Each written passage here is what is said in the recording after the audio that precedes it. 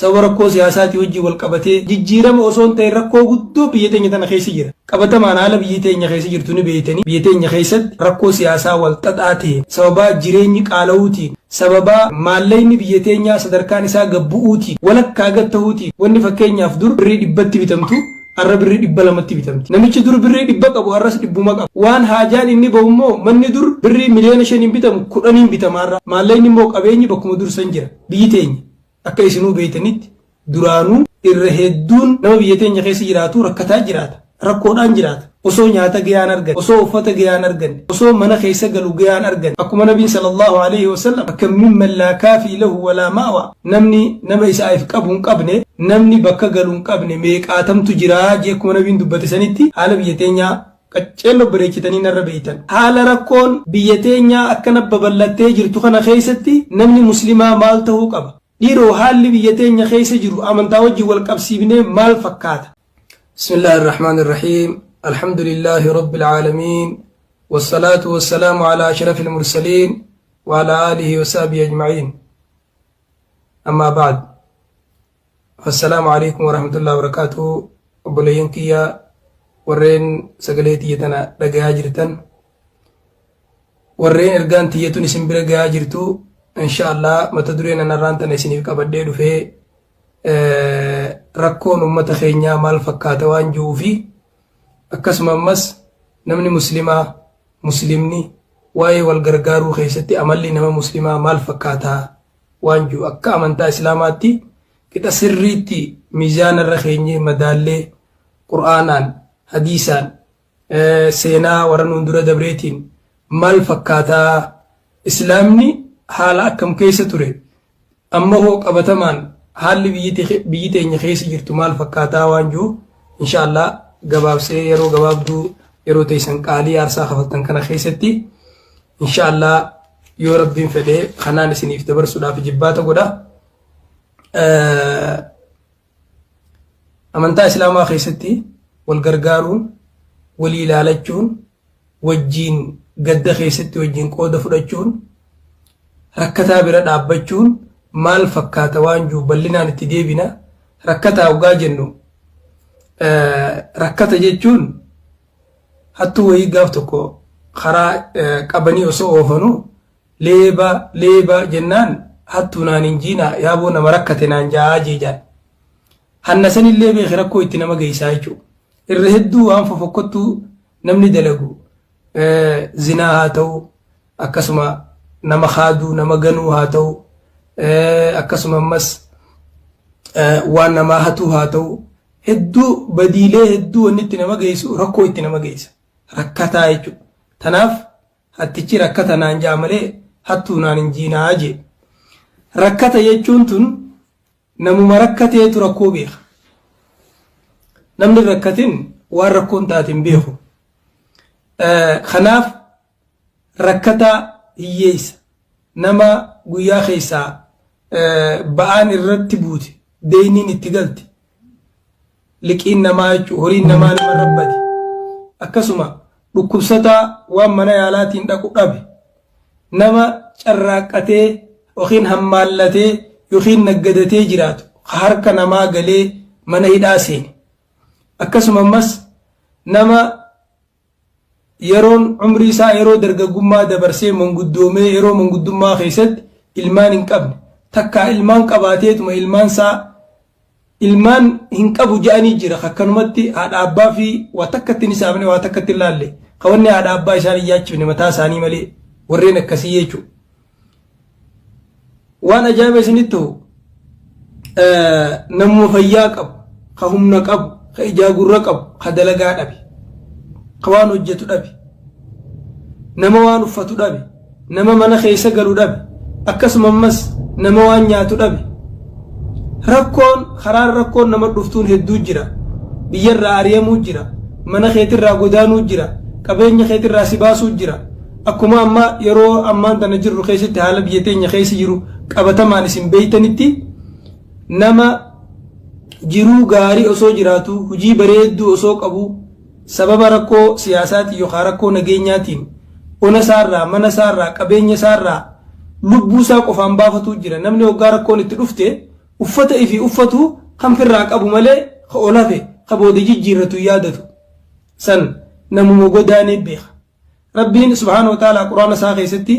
waa'ee biyyarraa nama godaansisuu oguu dubbatu nama ajjeesuu fi qe'ee qabeenya firraa nama godaansisuu wajjin wali qabee bakka takka dubbata yeroo hedduu aayata hedduu keessatti osoo isinitti dirqama gooneeja ani qtuluu anfusakum aw ikhrujuu min diyaarikum biyyarraa bahaa isiniin jennee takka ifajjeesaa osoo isiniin jenne waa lamaan kan osoo isinin murteessine nama waa xiqqoo nama muraasa malee namni ciniinnatee isii isin itti ajaja san itti hojjetu hin jiruuja biyyarraa bahuun biyyarraa godaanuun waan laaftuudhaa miti lubbuu nama bahu wajjiin garaagarummaa waan qabuu miti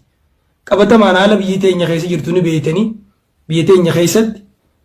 haala rakkoo siyaasaa wal xaxaa ta'een akkasuma ammas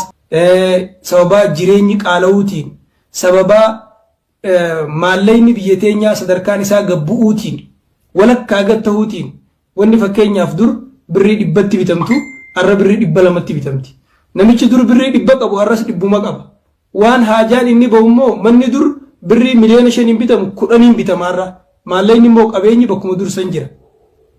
akkana wajjin sababa koronaatii wajjin wal qabatee sababa rakkoo siyaasaatii wajjin wal qabatee jijjiirama osoo ta'e rakkoo guddoo biyya teenya tana keessa jira biyyi teenya akka isinuu beeytanitti duraanuu irra hedduun nama biyya teenya keessa jiraatu rakkataa jiraata rakkoodhaan jiraata osoo nyaata gayaan arganne osoo uffata gayaan arganne osoo mana keessa galu gayaan arganne akkaataa itti jiruu biyya teenyaa namuu ni beeka akkuma nabiin sallallahu alayhi wasallam fakkan mimman laa kaafii lahu walaa ma'wa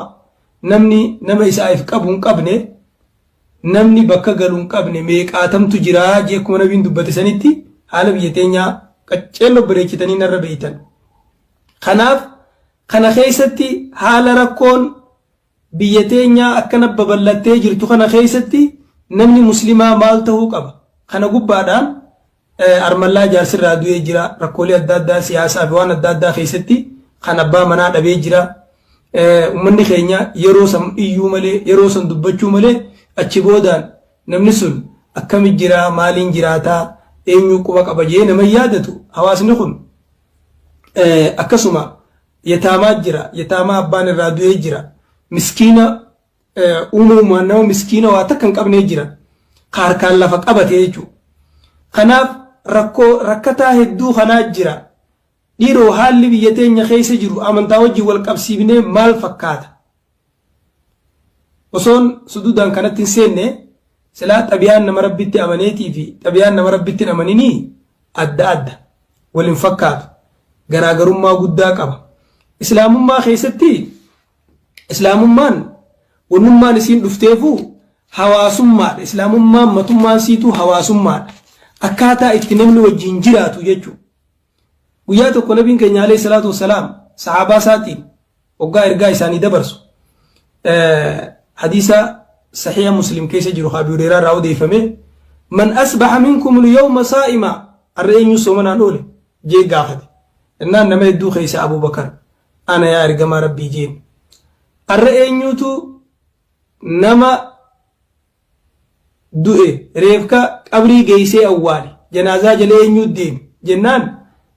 Abubakar ana yaa ergamaa rabbii jeen eenyu har'aan tana miskiina hiyyeessa nama umaan qabne nyaachise laaqanatti godhe takka faxaratti qursiitti godhe yookaan hiraatatti godhe jee gaafannaan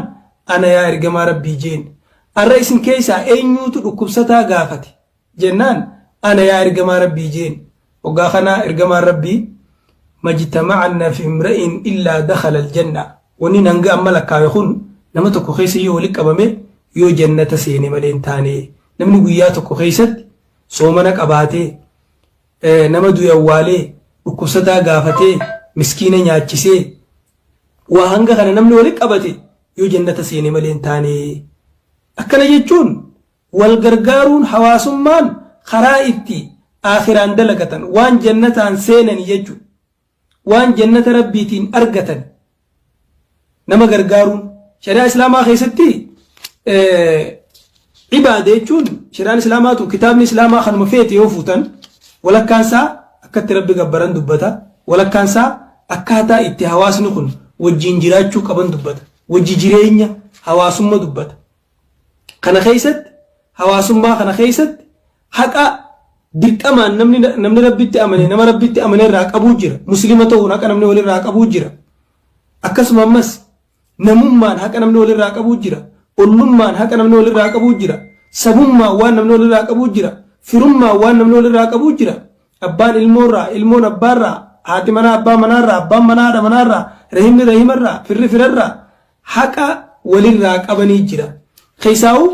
haqni muslimni muslimarraa qabu lakkaawamee haqqul muslimi alal muslimi sittu namni rabbitti amane hundi nama rabbitti amanerraa haqa jaha qabaa jeen nabiin alayhi salaatu wasalaam lakkaawee lafa kaaye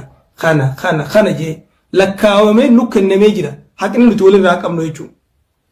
Kan yoo haqa san hojiirra oolchuu baatte irraa gaafatamtu. Gama biraatiin ammoo akka haqummaatti osoo hin ta'in fakkii muuminaa nama rabbitti amane misaala waggaa godhu nabiin alayhi salaatu wasalaam مثل المؤمنين في توادهم وتراحمهم وتعاطفهم كمثل الجسد الواحد إذا اشتكى منه عضو تداعى له سائر الجسد بالسهر والهمة. فكين نما ربي تأمنين والجالتشو خيست واليرفتشو خيست والبرد عبتشو خيست أكا قامتك كودي قامتك نمتك خيسا قامتك يوكو كبستي فكين يافي يوكو نسي لكم إجيتي سيكات رومتي قام خيبوتو سلك أدا laydaa jechuudha. Si ho'aa qaamni kee hundi sababaa qubni tokkichaa si dhukkubuutiif yookaan sababaa miilli si dhukkubuutiif.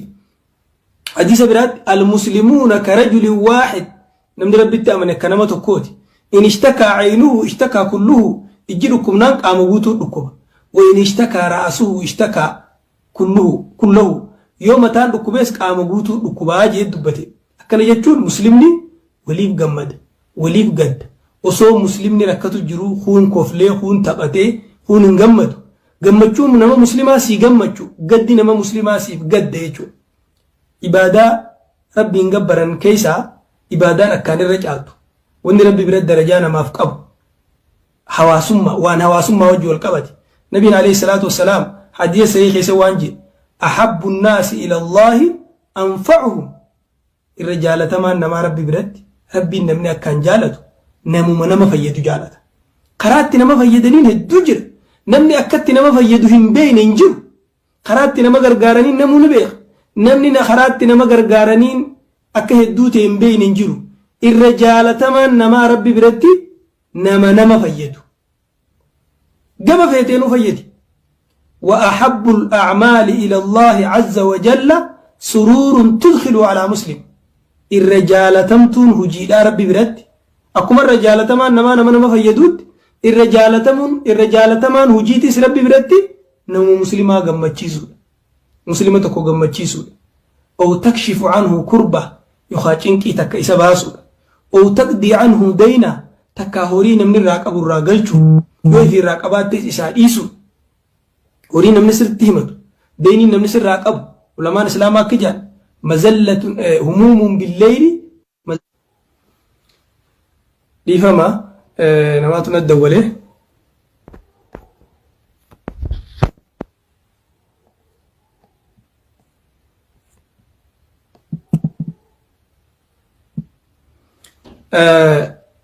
هورين نمني نمت تيمتو هل كان نما يعجز قويا نمت كيس ديني نمر راقلتون أكسب أو تطرد عنه جوعا بيلا باسون وجي أكار ربي برد جالتم توجي نبي عليه الصلاة والسلام خان هند سرس أجايب سيس إبادة دا سدود ربي قبرني في إبادة هواسم مع ربي قبر ولما دالي النبي مالجي عليه الصلاة والسلام ولا أن أمشي مع أخي المسلم في حاجة أحب إلي من أن أعتكف في المسجد شهرا إبادة داف صلاة ذكري إبادة براتي في مسجد خيسة جئتك تاورا نما مسلماتك مسافت أوف وجين ديموتو نبرت الرجال تما حديث رسولات صلى الله عليه وسلم إبادان أكارب برجالتو إبادان أكارب برد درجا قبط وإن أكارب قبرانين والغرغارو حواسم والكنا أبجو كانوا نجعلوا إباداتي هنجرو باتي تكا إبادة في مسجد خيسة أورا لما نما تكو لما فاطمة لما آمنة لما محمد لما آدم فتوراف wajjin deemuutu irra caala karaan itti namaa fixaniin karaan itti nama gargaaraniin inshallah balliseetiin dubbadha hadisa biraatti nabiin alayhi salaatu wassalaam waan jedhe man naffasa an mu'minin kurba naffasa Allahu anhu kurbatan min kurab yawm al-qiyamah namni cinqii takka rakkoo takka ta duniyaa namarraa nama baase rabbiin rakkoo guyyaa qiyaamaati isa baasaa sila rakkoon takkaan galatan galtu rakkoon guyyaa qiyaamaa takkittiitu rakkoo duniyaa tana huma caala jechu wallahu fi auni al-abdi ma kana al-abdu fi auni akhihi rabbiin gargaarsa obboleessaa keessa jira obboleessaaf ni gargaara haga obboleessaaf gargaaru yoo gargaarsa taates karaan itti gargaarsa